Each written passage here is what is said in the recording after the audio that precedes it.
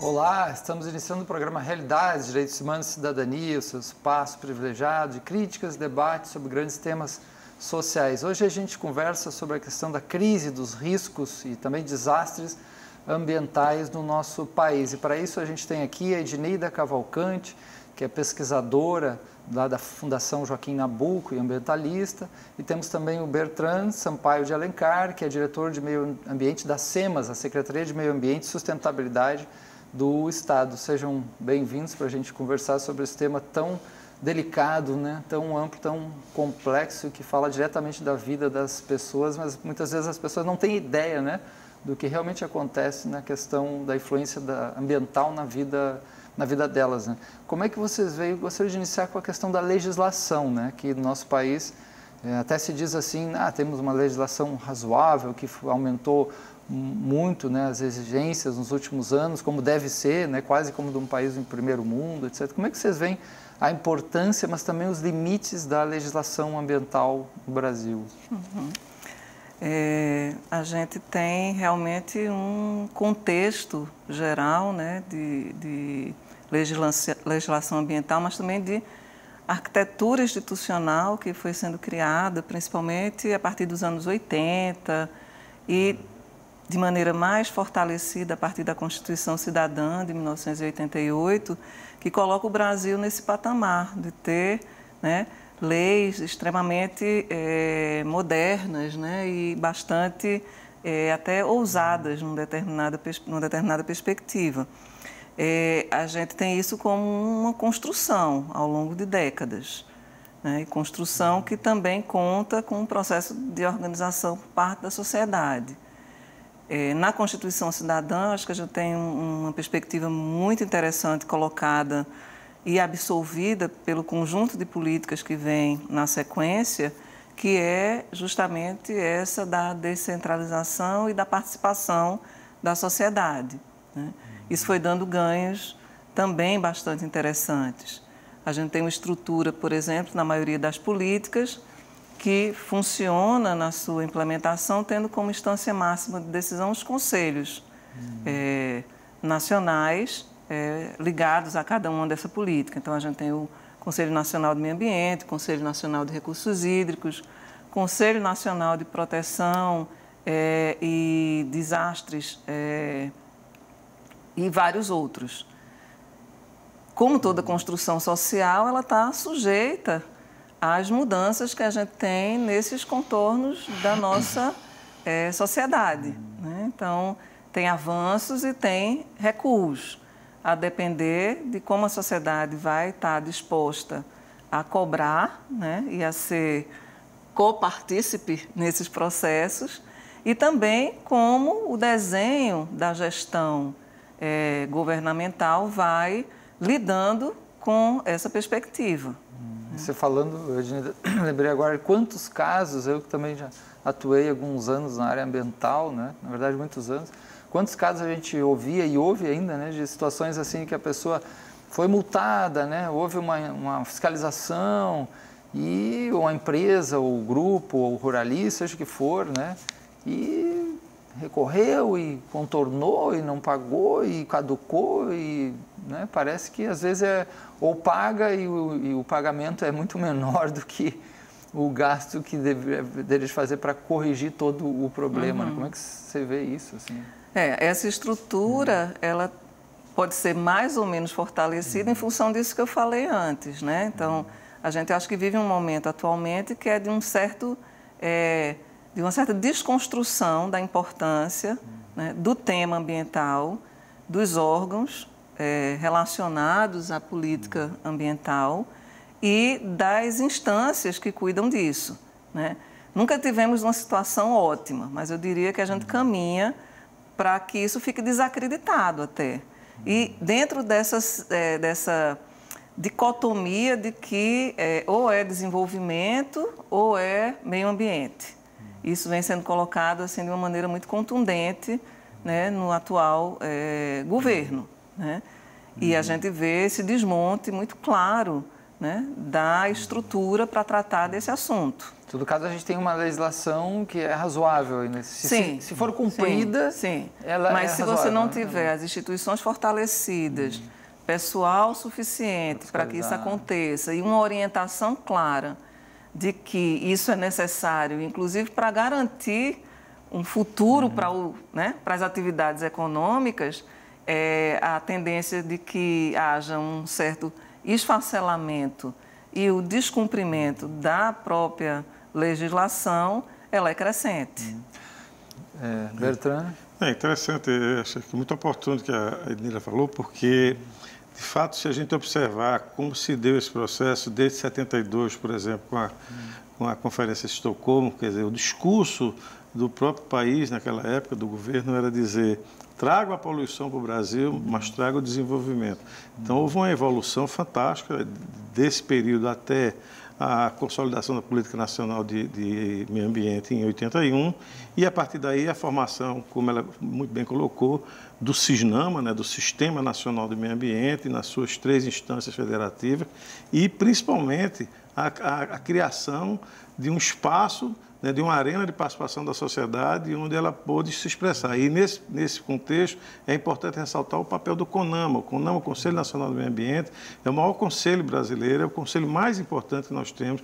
É um conselho, inclusive, que teve ampla participação de todos os segmentos da sociedade, empresários, segmentos de organizações não governamentais, né, os governos estaduais, as prefeituras. Quer dizer, é um espaço de discussão e também de construção, e conseguiu construir toda uma legislação, né, a partir das suas resoluções, que, como ela bem colocou, também culminou, né, com a Constituição e, posteriormente, com a formulação das políticas específicas, a política de crimes ambientais, a política de resíduos sólidos, agora mais recentemente a política de saneamento, quer dizer, a política das unidades de conservação, do Sistema Nacional de Unidade de Conservação, e todo esse arcabouço vem dessa construção coletiva e cidadã, como ela bem coloca. Então, é importante que a sociedade entenda isso, compreenda e mantenha fortemente e até amplifique isso, principalmente nos municípios, que ainda não, na sua grande maioria no Brasil, ainda não integraram nos seus sistemas de meio ambiente na sua totalidade, vamos dizer assim.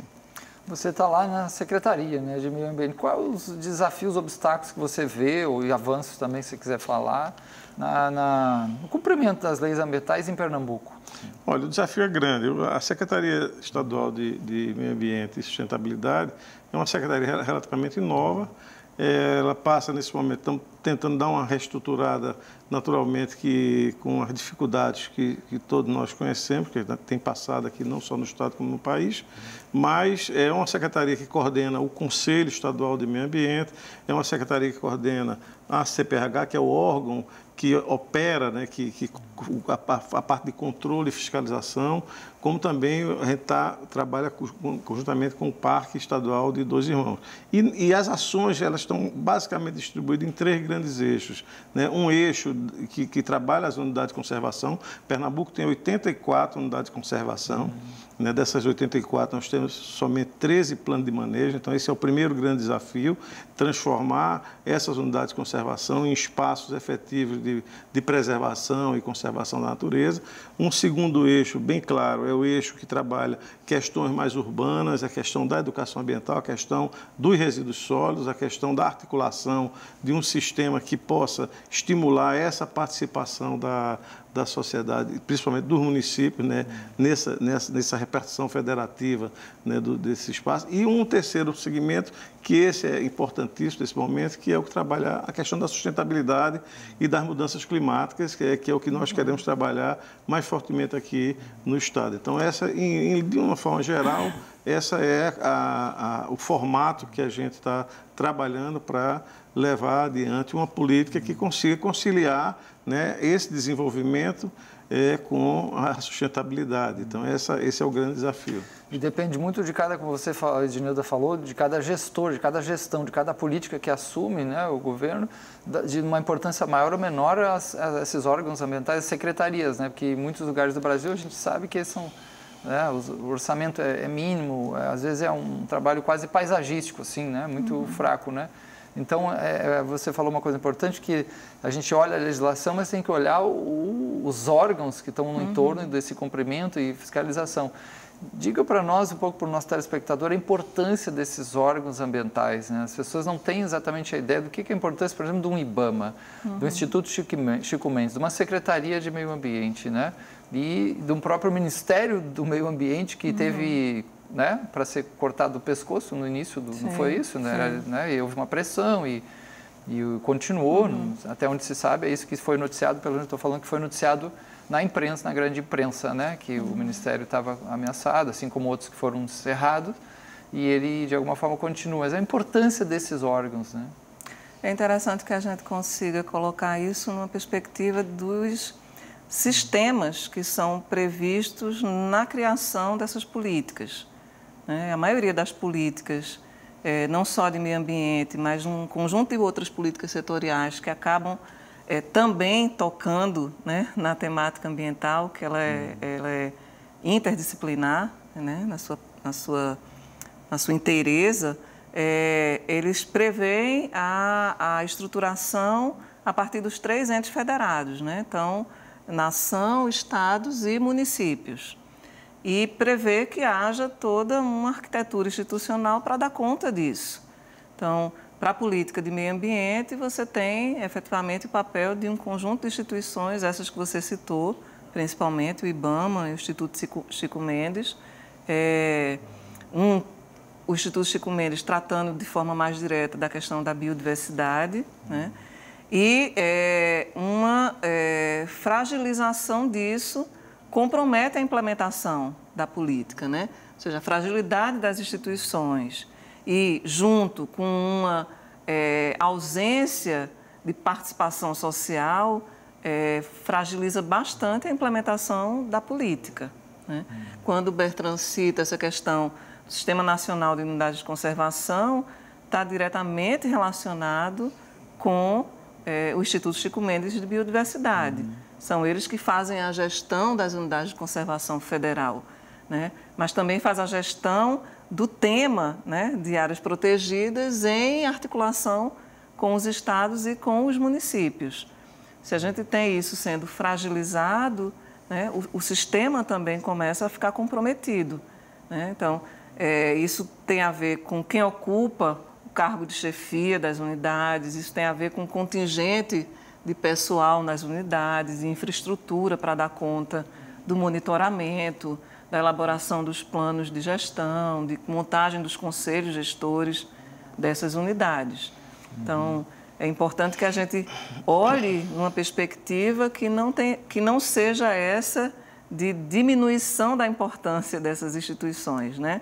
A gente tem a tendência de olhar para os problemas que existem e ver a solução numa perspectiva que é de extinção ou de diminuição do poder dessas instituições.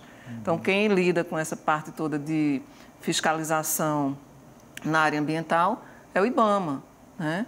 E um conjunto de outras ações que têm importância fundamental para que a gente tenha as coisas acontecendo numa situação que nos gere, e um tema que talvez a gente aborde um pouquinho mais lá na frente, tantas situações, né, de risco e de desastres. Bertrand? Veja só, essa atuação dos órgãos, de uma forma geral, acho que é isso que você tem colocado, ela me remete à questão interessante, que é o brasileiro, de uma forma geral, no senso comum, ele tem a ideia de que o Brasil tem meio ambiente demais. Essa é uma coisa interessante que alguns ambientalistas falam, e a partir até de pesquisa mesmo. O que, de certa forma, não é bem verdade, né? Se a gente for olhar para a Mata Atlântica, nós temos 5% de Mata Atlântica somente. 5% do original, de toda, né? Uma cobertura que estava, né, ao longo de todo o nosso litoral. Se a gente for olhar a própria Amazônia hoje, quer dizer, o o avanço do desmatamento e os conceitos que foram sendo desenvolvidos dentro da Amazônia, como, por exemplo, o conceito da mata vazia, né, da mata que é aquela mata que se tira o que tem de importante, toda a sua biota, e você vê aquela capa de cima, né, do verde, mas na realidade ela não tem tanta substância dentro, e isso se estende também tanto por cerrado, por os grandes biomas que o Brasil tem. Eles sofrem e precisam muito dessa ação mais intensa desses organismos, tanto o IBAMA como a função de fiscalização, como também o ICMBio nas áreas de conservação. E aqui, o que é interessante observar, no caso do Nordeste, que nós estamos numa região de semiárido, que é também um grande bioma, que é a maior região de semiárido do mundo em termos de população, onde tem mais gente dentro de uma região semiárida, é a região Nordeste. O que requer um esforço muito grande, porque se a gente olhar para Pernambuco especificamente, nós temos a menor disponibilidade hídrica, o estado que tem a menor disponibilidade hídrica dentro das unidades da federação. Pernambuco tem muito pouca água. E esse é um desafio grande, porque é um estado que a sua própria disposição, e quase 60% dele ou mais está na região de semiárido, então ele cria uma dificuldade muito grande para o próprio desenvolvimento e a manutenção desses biomas, a partir desse trabalho. Então, o esforço que tem sido feito é no sentido de avançar nessa criação de unidades, avançar na criação dos planos de manejo aqui, especificamente aqui, principalmente com a ação do órgão ambiental de controle, né, e fiscalização, que é, no caso de Pernambuco, a CPRH. Edneida, e sobre as ONGs na área ambiental, né, que de décadas para cá começou a surgirem cada vez mais, o que foi um bom sinal, um bom de um lado, talvez um ruim de outro, porque se aparece gente querendo ajudar, tem muito problema, né? A importância delas, assim, nesse contexto, as ONGs, né, saindo um pouco do oficial para a sociedade organizada. Então, acho que essa pergunta vem em função de eu também fazer parte de uma ONG, que chama Associação Águas do Nordeste. O foco é essa questão, né, das águas nas dimensões várias, inclusive político, cultural, né, científica. E nós somos uma ONG relativamente nova, mas com um pessoal que já tem, digamos, uma trajetória, inclusive, de inserção em outras ONGs. Acho que a gente teve um momento assim bastante rico, né, de surgimento de ONGs, principalmente no contexto da Rio 92. A gente tinha um cenário global e nacional bem favorável, inclusive de retomada dos movimentos sociais. E isso aí a gente efetivamente conseguiu ir vislumbrando. Mas a gente também foi tendo, ao longo dos últimos anos, dificuldades, né, de continuidade de algumas dessas ONGs, em função de financiamento, saída, né, da cooperação internacional, que passou a priorizar outras áreas do planeta, enfim, dificuldade mesmo de cumprir, a partir do momento que elas passaram também a trabalhar com operacionalizando políticas públicas, de cumprir com todas essas exigências burocráticas. A Rio 92, né, esse encontro de 1992 foi realmente muito importante no nosso país, né, e foi um encontro assim representando mais de 100 países aqui, mandaram representações e tratados e muitas discussões, né, e a gente tem que conversar mais um pouquinho disso depois. Vamos fazer agora um pequeno intervalo e já voltamos aqui a tratar desse tema importante da questão de crise ambiental.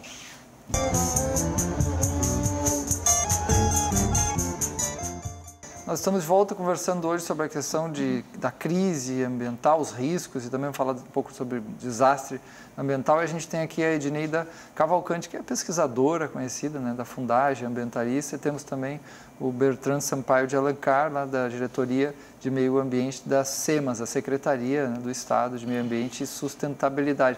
E eles falavam sobre a Rio 92 e sobre a importância das ONGs, organizações não governamentais, que foi uma forma de mobilização social extremamente importante no nosso planeta, e no Brasil também veio com muita força, e aquele período da Rio 92 foi muito bonito, com muita, né, energia de tentar fazer um mundo melhor, e respeitar de fato o meio ambiente, reconstruir o modelo de desenvolvimento. Eram tantas coisas bonitas e tratados que foram lançados, a biodiversidade, e presidentes do mundo inteiro aqui no Rio de Janeiro, né?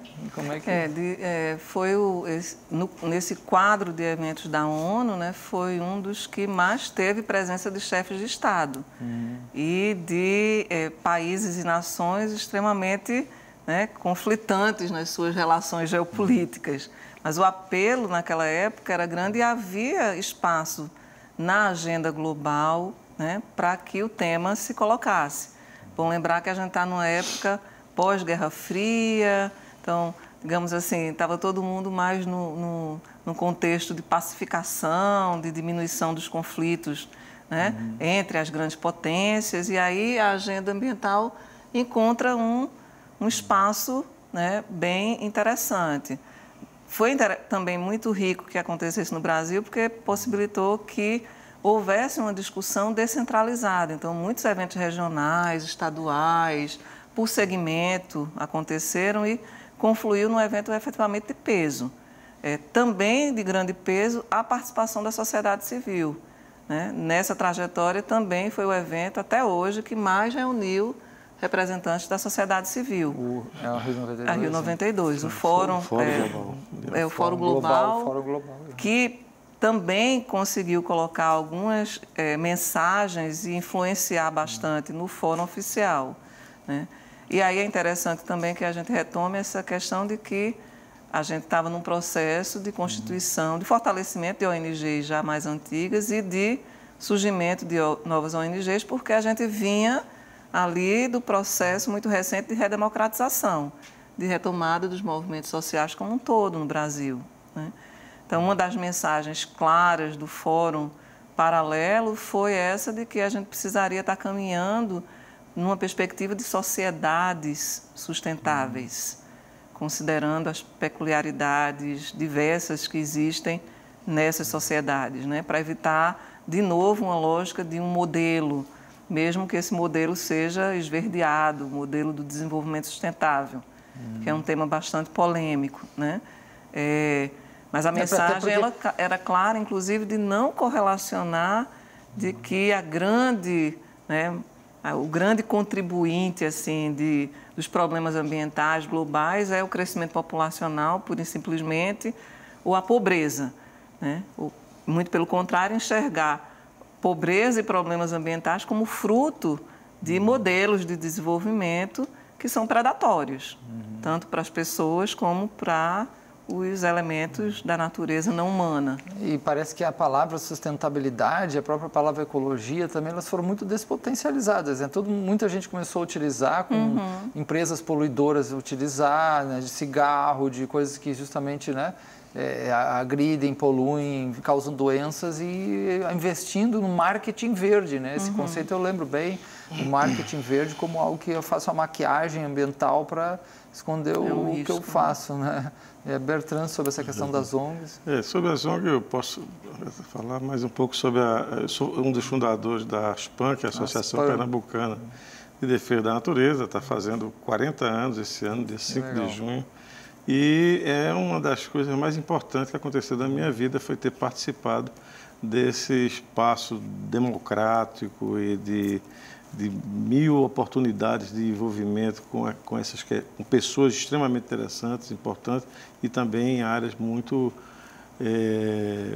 como a gente trabalhou, desde fazer um esforço para tirar aqui um submarino nuclear daqui de Pernambuco, que estava ancorado aqui, que a gente descobriu na Constituição que não era permitido, e a gente conseguiu que o juiz desse uma liminar para afastar ele daqui, porque o risco era muito grande, passando por lutas contra a poluição dos rios a partir da questão do vinhoto, né, que foi muito divulgado, da cana, né?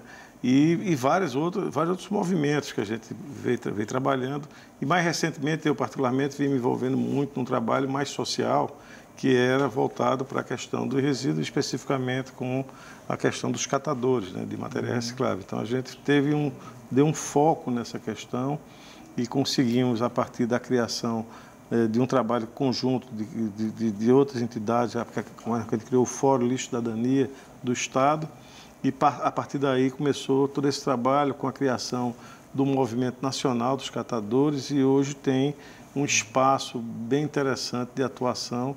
Aqui em Pernambuco a gente tem mais de 70 cooperativas e associações já atuando, e que permitiu uma solução que eu diria muito sustentável, porque tira pessoas da extrema miséria, né, gera algum tipo de renda, de receita, contribui enormemente para a questão ambiental e, ao mesmo tempo, além de resolver o problema social, também resolve um problema sanitário ao tirar resíduos que poderiam estar acumulando problemas de doença, inclusive com doenças bem mais recentes, né, e recorrentes, como a gente tem visto, como a dengue, a zika, que tem uma relação direta com a questão do resíduo. Então, a Aspan, ela tem também essa diversidade de atuação, desde a sua formação ali com o apoio do grande ecólogo, vamos dizer assim, Vasconcelos Sobrinho, que foi o grande mentor da criação da Aspan e que era um grande orientador uma pessoa fantástica dos alunos, inclusive da Rural, e eu era um dos poucos que não era da Rural, e sou um dos poucos que sou engenheiro civil que atua na própria entidade, o que para mim tem sido uma honra muito grande até hoje. Gente, o tema do desastre ambiental, assim, só um pequeno levantamento que a gente fez muito rápido, só para citar alguns, né? 1987, né? O Césio 137, né? Aquele que foi achado num lixo, né? Um produto altamente tóxico, né? Radioativo, contaminou uma área inteira e pessoas, né? Com morte e tudo mais. Depois tem vazamento de óleo na Baía de Guanabara em 2000. Vazamento de óleo da Bacia de Campos em 2011. Aí os que amplamente noticiado, né, o impacto da Samarco, a empresa Samarco, em Mariana, né? E agora, recentemente, tragédia terrível também, né, da Vale do Rio Doce, que foi em Brumadinho, em Minas Gerais, né? Eu acompanhei no Rio Grande do Sul uma outra, que é o vazamento de óleo de ácido sulfúrico do navio Bahamas, em 96, há tanto tempo, né? Só para citar alguns que está vindo aqui, né? E os riscos se diz que são muito grandes. Por exemplo, pela reportagem que a gente tem aqui, 23 mil, mais ou menos, barragens, se não me engano, 23 mil no Brasil, e apenas 3 mil realmente catalogadas e descritas, e dessas nem toda o controle, né, a especificação, todas as exigências, apenas uma pequena porcentagem. Como é que vocês veem esse quadro, assim? Assustador, né? Não, acho que, de novo, um exemplo dessa diferença em ter políticas modernas e elaboradas de forma interessante, inclusive com o envolvimento de diversos segmentos, e a implementação e cumprimento efetivo, estrutura suficiente para o cumprimento efetivo. Então, o Brasil tem uma política nacional de segurança de barragem que é de 2010, já fruto de um conjunto de situações existentes previamente. E olha que a gente não tinha tido nem Mariana, nem Brumadinho, né? Mas da política para a implementação existe uma distância, que passa também por processos de fiscalização dos órgãos estaduais, né? Da própria forma como a empresa atende a esses requisitos e tudo mais. Então, acho que esses desastres mostram o quanto que isso está longe de ser uma realidade que nos dê mais segurança, né? É interessante essa discussão sobre desastres porque, digamos, mundialmente, e aí aqui no Brasil, tem uma expressão que é a expressão dos desastres naturais. E aí existe toda uma discussão, olha, mas como desastres naturais, né? Se a gente entende o desastre como uma expressão concreta do risco, e a gente entende o risco como uma função que relaciona um perigo. Esse perigo ele pode ser de ordem natural, né? E ele pode ser também de ordem tecnológica, né?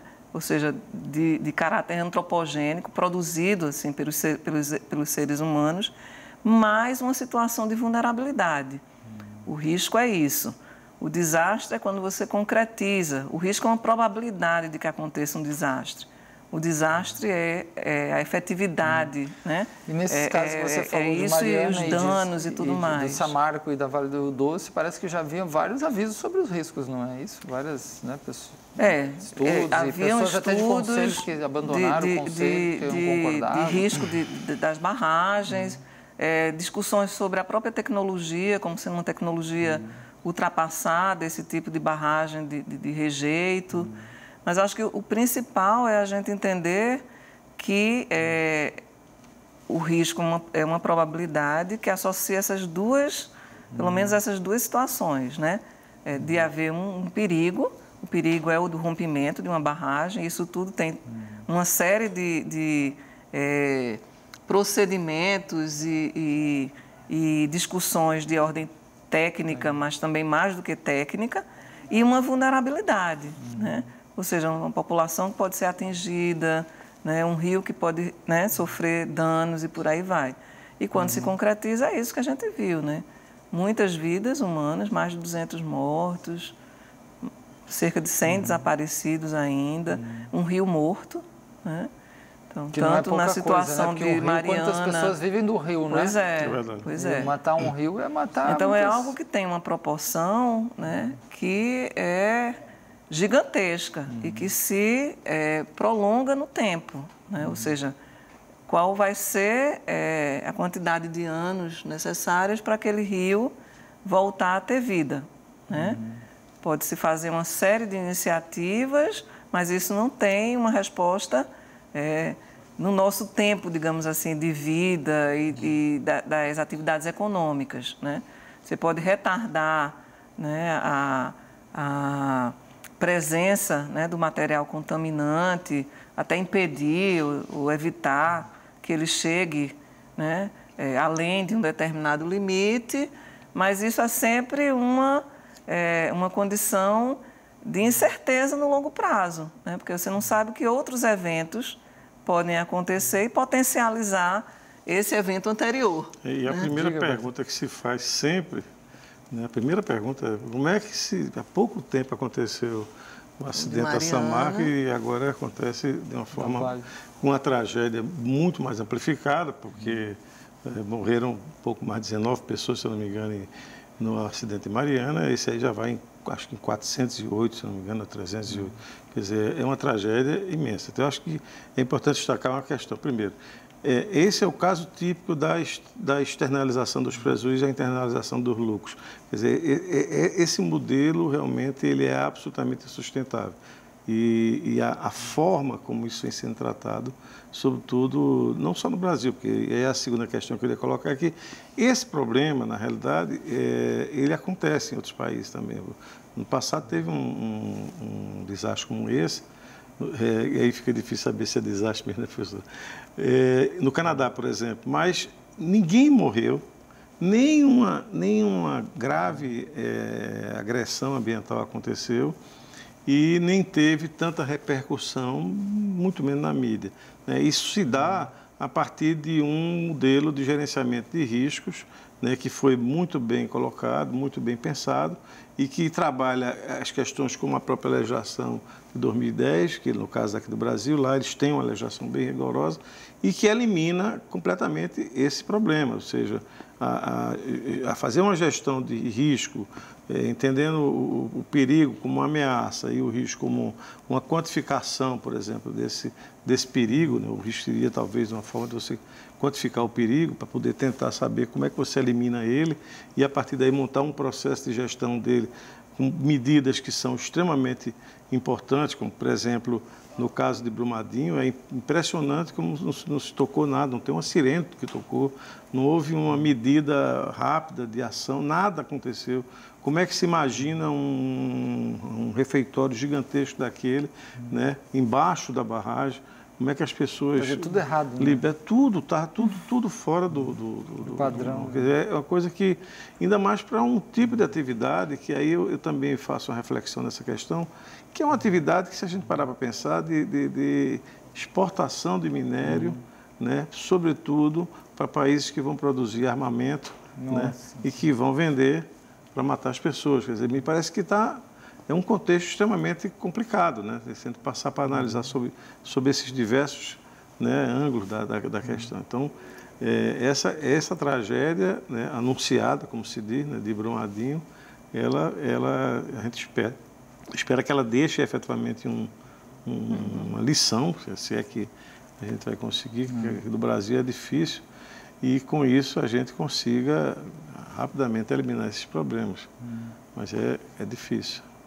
É isso que o Bertrand falou, é interessante para muita reflexão, né? Esse ponto que ele fala das, tipo assim, nos grandes empreendimentos, as externalidades são apenas externalidades, né? Então lá fora as externalidades são esses, quando a gente vê um desastre, a gente pensa um pouco mais sobre a externalidade, mas quanto de poluição não está produzindo, quanto de impacto, né, em termos locais e de insustentabilidade, e internaliza os lucros, né? Quer dizer, enquanto continuar essa lógica, inclusive alguns até falaram que muitas, né, não sei se a gente pode analisar até se esse é o caso também, mas muitas empresas preferem até fazer um tipo de construção dessa sabendo que tem um risco do que e investir até, digamos, nas indenizações do que for possível, do que se ajustar completamente à norma e gastar um pouco mais, né? Isso é uma coisa absurda desse mundo. Mas, enfim, vamos fazer um pequeno intervalo e voltamos logo em seguida a falar sobre esse tema da crise ambiental e desastres.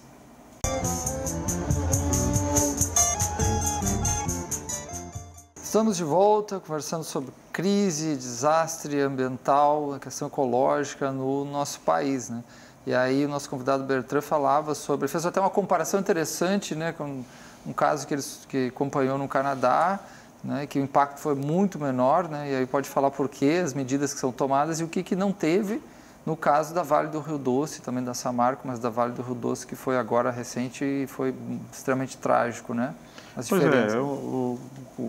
Esse fato aconteceu no Canadá, esse desastre, vamos dizer assim, e várias medidas de controle e gestão ambiental de riscos, né, que foram tomadas a posteriori da barragem, né, impediram que não houve nenhum acidente, nenhuma morte, né, e nenhuma grande agressão à questão ambiental, porque houve toda uma preocupação e um planejamento, né, desse modelo de gestão que impediu que houvesse essa contaminação. O que não aconteceu aqui, se a gente observar o caso de Brumadinho, né, quer dizer, o volume que saiu de Brumadinho, ele é quase 50 vezes, 60 vezes menor do que o volume de Mariana, mas o desastre em termos de vítimas foi uma coisa imensamente melhor, quase 20 vezes maior do que a quantidade de Mariana. E, a partir daí, o que se observa é que, na hora que ali houve o desastre, vamos chamar assim, o desabamento da barragem, houve um acúmulo muito grande numa área gigantesca, quase um grande talveg, que a gente fica se perguntando por que estava fazendo ali um refeitório, o que estava fazendo um hotel embaixo ali naquela região. Quer dizer, uma série de problemas que foram identificados e que, por conta disso, talvez, impediu que houvesse um alastramento muito maior e uma contaminação para além do rio Paraopeba, que na verdade o rio foi contaminado, está contaminado e isso vai ter desdobramentos graves, mas de uma forma bem menor, por exemplo, do que aconteceu em Mariana, que foi bater e há indícios até que está chegando perto de Abrolhos, né? Quer dizer, todo o rio, que deu o nome, inclusive, à própria empresa, né, o Rio Doce, foi contaminado até o litoral. E ali há uma expectativa de que não chegue, pelo menos o monitoramento tem sido feito, o governo do estado criou um grupo de acompanhamento, vem em sintonia com a ANA, vendo essa questão, e até agora as informações que nós temos é que, desse monitoramento, que é praticamente diário, de que não há risco de atingir o Rio São Francisco. Pelo menos até agora, isso não deve acontecer. Ou seja, fica evidente, é claro, que não foram tomadas as medidas de segurança necessárias, de evitar o risco, né, muitos já falavam antes do desastre, fica evidente que foi uma questão de negligência. Se você observar, a Vale ela tem todas as certificações internacionais para dentro da empresa, então, de segurança no trabalho, né, sei lá. Mas essa preocupação para além da barragem, né, geralmente, infelizmente, tem ficado muito no âmbito de um seguro que se faz e pronto, E acho que isso precisa mudar muito no Brasil. Essa lógica de se trabalhar, não, a gente segura, depois indeniza as vítimas, eu acho que isso precisa realmente mudar bastante. Se faz uma boa gestão de riscos, né, isso é possível, se implanta soluções que vão impedir que haja um alastramento desse problema, quer dizer, o impacto ao meio ambiente será muito menor e, sobretudo, se não tiver nenhum impacto nas vítimas humanas, seria o ideal. E será que a partir disso vão se mudar e as medidas vão ser tomadas e vão pagar as multas e indenizações necessárias, né? Porque parece que o primeiro acidente trágico das barragens, né, no caso da empresa Samarco, até agora quase nada foi pago. Não sei exatamente o monto, mas pelo que a imprensa coloca, né, a coisa está rolando e não está sendo cumprida, não, né? E parece que a gente vai substituindo, né, um desastre pelo outro, né, e aí vai esquecendo o anterior, enfim. E aí, de novo, conectando com aquele início de conversa sobre a legislação ambiental, o Brasil também, além da Política Nacional de Segurança de Barragens, tem uma Política Nacional de Proteção e Defesa Civil, que é de 2012, e ela vem naquele contexto de alguns eventos que aconteceram no Rio de Janeiro, não sei se vocês lembram, teve um número de vítimas elevadas, cerca de 1.000 pessoas morreram, deslizamento, né? Movimento de massa, tanto em Angra dos Reis como na região serrana, né, do Rio. E que na mesma ocasião a gente teve aqui problemas sérios de inundações na zona da Mata Sul, também com destruição de cidades como Palmares, Ribeirão, vítimas e tudo mais. Isso suscitou a construção dessa política, né, no sentido de também criar um sistema que envolve o governo federal, estadual, municipal, mas também envolve núcleos locais, a participação da sociedade civil organizada, setor privado, né? E leva, digamos assim, um quadro que pode, né, ser melhor utilizado, né, nessa perspectiva. A gente tem situações que são significativas em termos de número de desastres no Brasil, desses chamados desastres ambientais. Mas a gente entender que eles podem ser assim designados, desastres naturais, porque tem uma origem, uma causa natural, mas que ele só se consolida porque existem vulnerabilidades. E as vulnerabilidades, elas são construídas, né, socialmente, culturalmente, né? Um exemplo claro, né, o risco de seca. Existe um perigo, que é a ocorrência do El Niño, digamos, é um fenômeno climático, né, mundial, digamos assim, e que pode afetar a região nordeste do Brasil, né, o nosso semiárido em especial. Então, o perigo existe e existe uma exposição, ou seja, de todas as pessoas e as atividades que existem naquele território estão expostas a isso, mas a vulnerabilidade vai mudar bastante em função de aspectos sociais, econômicos, culturais, políticos, né? Você tem um grupo social com maior poder aquisitivo, ele, em última instância, vai poder comprar particularmente o carro-pipa. Você tem uma comunidade isolada lá no semiárido, ela vai depender, né, de uma política também, que é a política de abastecimento com o carro-pipa, mas que fica muito mais vulnerabilizada, né? Inclusive o acesso, inclusive a capacidade dela de se organizar para demandar, né? Que riscos vocês veem, riscos ambientais, assim como tem essas outras, né, das 23.000 barragens, aí, quantas não devem estar em risco aí também? Fora isso, que risco vocês veem no nosso país, assim, mais evidente agora para daqui para frente, esse ano em diante, né, os últimos tempos que estão sendo, porque questões ambientais vão sendo construídas também, né, dentro de uma historicidade. O que vocês citariam, por exemplo, a destruição da Amazônia, que até aumentou, o que predomina, né, Cerrado, Caatinga, poluição, né? Os riscos sempre são relacionados a algo, né? É o risco de seca, o risco de inundação, o risco de deslizamento, né? O risco de agravamento de poluição, né? Que tem a ver, por exemplo, se você o risco de erosão, muito, acaba e as coisas estão muito interrelacionadas. Se a gente pega aqui em Pernambuco, a gente acha que tem 2 grandes blocos de riscos, de desastres naturais, os que são provocados por movimento de massa, que são os deslizamentos de morro, aqui, principalmente na região metropolitana, e o risco de seca, né? Mas a gente tem risco de inundação também, muito fortemente.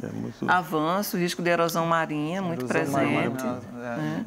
Se a gente observar o mapa do Brasil, é fácil observar que essa concentração urbana de quase 80% da população ao longo do litoral pode ser considerado talvez o maior agravante, né, maior impacto que a gente tem. O problema urbano, né, é muito grave.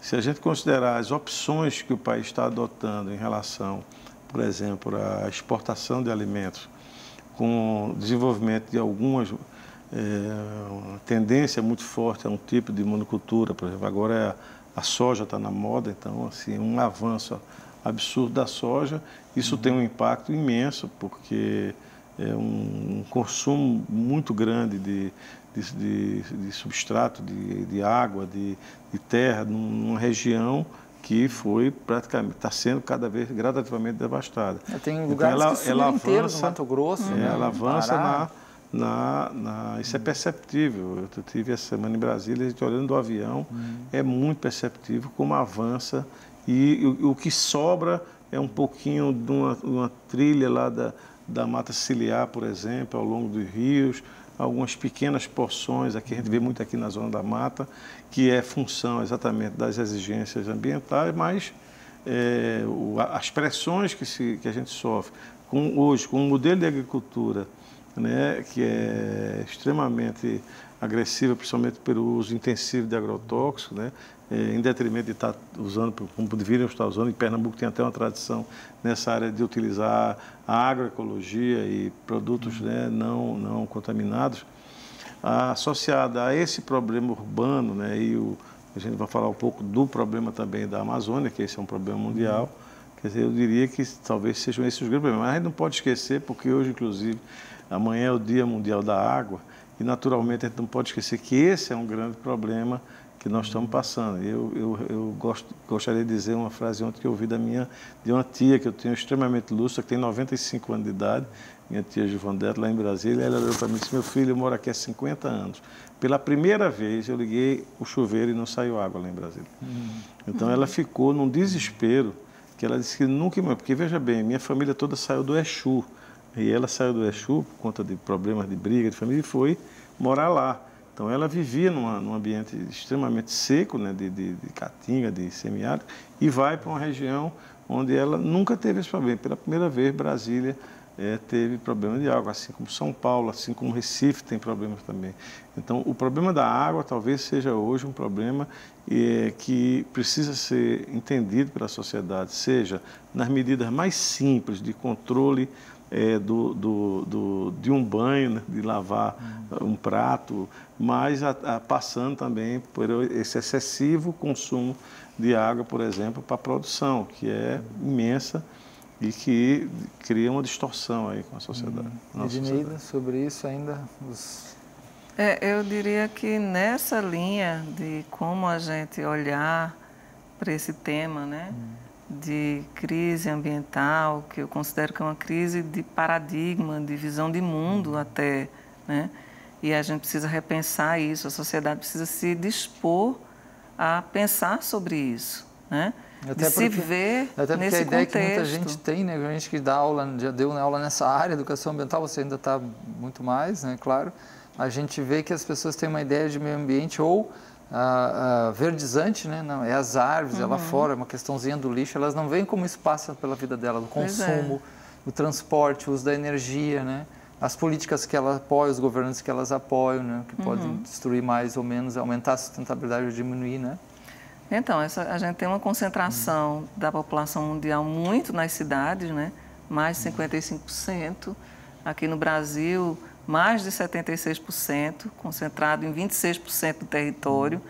E no mundo urbano, parece que as pessoas se desconectam mais do que é isso que a gente chama de meio ambiente. Né? Deixa de perceber o quanto que na vida da gente a gente depende, digamos, desse funcionamento mais garantido, né, mais sustentável, né, das funções, digamos, ambientais. Então, para a gente ter água potável, tem toda uma trajetória para que ela seja potável. A gente continua poluindo os rios de maneira desmedida, né? Para a gente ter o alimento, a gente precisa ter, né, uma produção que se garanta ao longo do tempo e não que coloque em risco a própria base de produção, que é o que vem acontecendo, né? Vocês falaram do Cerrado. O Cerrado é tido como o berço das águas. Então, o desmatamento descontrolado afeta a recarga dos aquíferos, que interfere praticamente em todas essas veias, né, que são os cursos d'água do país. Então, essa noção a gente precisa efetivamente que a sociedade se disponha a enxergar e a perceber que falar da temática ambiental não é, nessa lógica que está sendo colocada agora, né, ser contra, né, o desenvolvimento. A gente precisa questionar que desenvolvimento é esse, para quem e a que custo, né? E se posicionar. A gente está, acho que, num contexto que as pessoas estão se eximindo, né, de efetivamente participar, se posicionar, pressionar, cobrar, né? E disso depende o que a gente vai ter de direcionamento, né? A gente tem uma predominância de um modelo de um capitalismo ainda muito agressivo e que a resposta ela é vista como sendo imediata, né? E o tempo da natureza é outro tempo, né? Dos processos naturais, ele requer um outro tempo. Bertrand, o que vocês veem como uma perspectiva positiva do que poderia ser feito, né? Porque a gente falou tanta coisa, a gente fica a preocupação muito grande, né? O medo que se tem também de que se despotencialize os próprios órgãos ambientais, né? As ONGs, vocês falaram, trouxeram isso, a importância da legislação e, né, se isso não for cumprido, né, os riscos ambientais crescentes. Mas vamos falar em termos do que vocês, a gente tem que sonhar também, né, positivamente, o que vocês acham que poderia ser feito, o que a gente pode, né, olhar em termos de que poderia ser feito positivamente. Assim. O pessoal atribui muito a Ariano Suassuna na frase de que quando a gente está numa crise, a gente só tem duas opções, ou sonhar ou gozar, né? Vou fazer uma brincadeira. Mas eu vejo que a gente tem uma capacidade muito grande de... A sociedade brasileira ela tem capacidade de se articular e de perceber que, naturalmente, se a gente for considerar, por exemplo, uma pessoa do interior, e eu falei agora da minha tia, por exemplo, que eu perguntei a ela como é que se vivia naquela época sem geladeira. E ela dizia, não, nós convivíamos com o semiárido, nós convivíamos nós fazíamos a carne salgada, nós fazíamos a carne de primeira, ou seja, havia toda uma convivência, nós plantávamos na época que era para plantar e colhíamos na época que era para plantar e aquela comunidade vivia assim, quer dizer, nós não estamos propondo aqui que a sociedade volte a um tempo medieval, um tempo antigo, mas é que ela entenda que nesse modelo de crescimento, e aí é importante essa diferença entre o desenvolvimento, aquele desenvolvimento que Celso Furtado falava, que era o desenvolvimento sem uma base social, não era desenvolvimento. Então, é um desenvolvimento, e a gente acrescenta essa vertente ambiental, esse desenvolvimento que une essa sustentabilidade, essa ideia da sustentabilidade e que permite que a gente consiga conviver com a economia, né, sustentável, com o atendimento às demandas sociais e, sobretudo, com a preservação do meio ambiente. Edneide, 30 segundos. Então, me lembrei de uma coisa assim, que ela se constituiu lá pela década de 90, que foi um programa muito interessante, né? Um programa que chamava, acho que, Viva os Morros. Sim, era. E que articulava gestão pública com participação social e por aí vai, e que foi responsável, por exemplo, pela diminuição radical do número de vítimas diante dos fenômenos de deslizamento aqui na área urbana. E ela foi tão bem constituída e tão bem apropriada pelas comunidades que ela tem, digamos assim, uma continuidade, apesar de mudanças de governo, né? E é isso que tem evitado essas situações. Quando a gente olha para o semiárido, a gente vai ver todo esse esforço de convivência com o semiárido, do programa 1 milhão de cisternas, de toda uma discussão, uma outra lógica de produção, que também tem dado respostas assim belíssimas. Né? Eu sei que também vocês são grandes entusiastas das feiras orgânicas, da produção agroecológica, das ecovilas, isso é muito lindo. A gente poderia pensar num tema desse. E a gente está crescendo, né? muito, vamos conversar em outro programa sobre isso. Mas agora chegamos ao final, no nosso tempo aqui, então agradecemos muito aqui a presença da Edneida Cavalcante, que é pesquisadora da Fundagem, também ambientalista, e do Bertrand Sampaio de Alencar, na diretoria de Meio Ambiente da SEMAS, a Secretaria de Meio Ambiente e Sustentabilidade do Estado. Obrigado a todos e até a próxima.